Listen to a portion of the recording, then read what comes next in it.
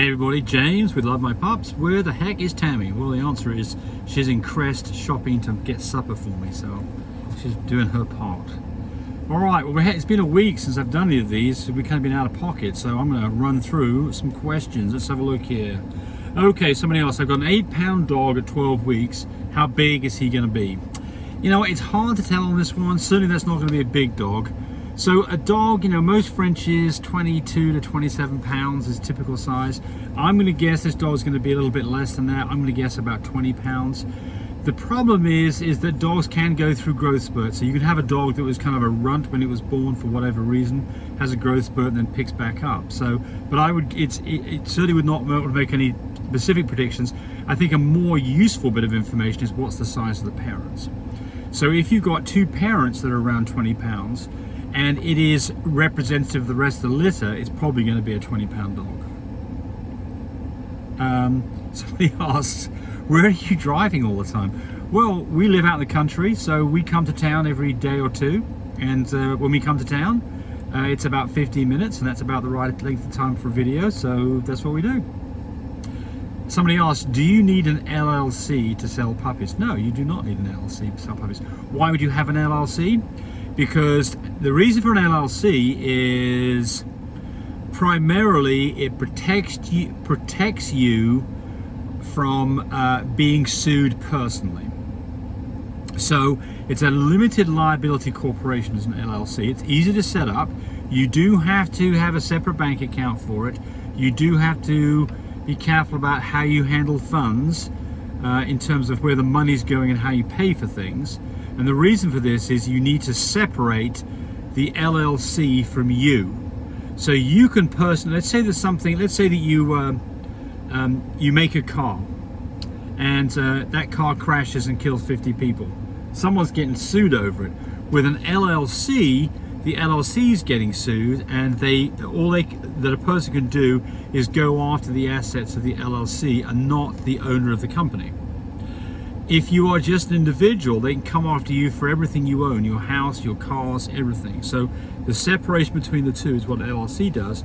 And there's this thing called piercing the shield of the corporation I'm not going to go into that. But basically the answer is, do you need an LLC to get started? No, you don't. Should you get an LLC? Yeah, probably if you're going to do enough of this, it's probably a good idea to have an LLC. Somebody asked, how long does semen stay alive? They're talking about shipping semen. So when you ship or store semen, you have to add an extender to it. And the length of time that the semen stays alive depends on how you're storing it, what kind of extender you're using.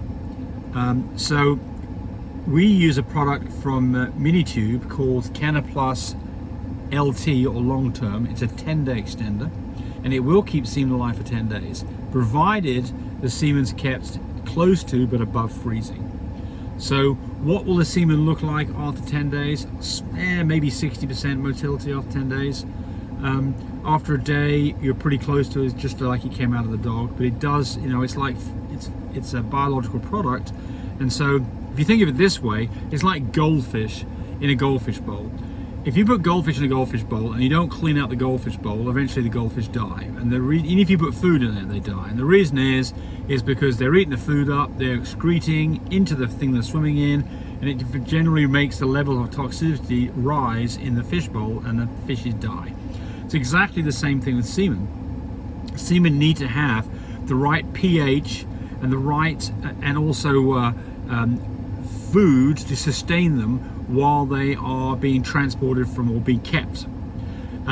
Their metabolic rate drops if you get them cold without freezing them. So that's why if you get them down to close to freezing, they don't need much food and they don't excrete much byproduct, and for that reason they can last quite a bit longer. If you just took semen out of a dog and left it on the counter and came back to look at it, I don't know how long it would last for, a few hours for sure, but not much more after that. It would drop off pretty quickly. Versus our product Shipmate, it's used to ship, keeps it right actually at 5 degrees centigrade, so a little above freezing. And I've had shipments to places like Brazil that have been 9 days and we've still had viable semen even after 9 days. So the answer is it can last for quite a long time. Much longer than it can last for in the animal, by the way. If you put semen into an animal way early, then there's people who say, oh yeah, semen lasts inside an animal for 7 days. I think that's completely wrong, and the reason I say that is because I know that if we AI a dog 3 days early, we don't get a good litter out of it. So I know that that's not correct. So this person here had a brindle, they got a chocolate brindle dog, fluffy carrier, with a red eye glow, big D, big D. What is he? Well, you don't tell me everything about the dog, but if he's chocolate, there's 2 different versions of chocolate, so it's probably a cocoa dog, C-O-C-O, which we used to call untestable chocolate. It could be a little B dog, which is testable chocolate, which is rarer. We know it carries a brindle, so it's probably got a single copy. Most brindle dogs only have 1 copy. That's enough for it to show. So this dog is KBKN. 1 copy of Fluffy, so it's little L, big L. Has a red eye glow. Yes, it should have red eye because it's a chocolate dog. Remember, dogs that have red eye glow are always, I say always, anytime that I've ever seen a chocolate dog, it falls into one of a couple of categories. It's a little CO, or little B dog. Chocolate always gets a red eye glow. Never seen it not. Or it's a merle dog. That'll fool you. Now, you could have a dog that doesn't look at any of those things, like a cream dog, that could have a red eye glow, because in fact it is a lilac or a platinum dog. Okay. Yeah. So I did a little tirade here about being careful about driving and texting while you're driving, and I made the comment that I'm not doing the driving, Tammy's doing the driving, she's not texting, and she got called out on that because apparently in one of the videos she was driving without using her hands doing her hair. Hey, we don't condone that at all. I mean, that's obviously not safe. I'm not sure what video that was, but I'm going to tell Tammy she needs to stop doing that. If you see me with a black eye in the next video, you know that she didn't take your advice, nor mine. But you're absolutely right. It's very important to pay attention, especially the driver, to not get distracted. Somebody asked for, still laughing at that last video. I got to find that video to see how bad it was. Sounds terrible. Anyway, okay, let's see, someone just texted me and I don't have to worry about it. Okay, good. Someone's asking about how do I price puppies? They're worried about pricing too high or too low. Well, how do you price puppies? Well, this is so difficult to answer that question because there are so many variables here. Is it a male or a female? Females tend to go for more money than males, and the reason is that you can have puppies and they're more sought after. So more people want females than males. For us, when we have a large litter, almost always the females go very quickly, and we might be struggling a bit at the end to get the last male to go. So that's one thing.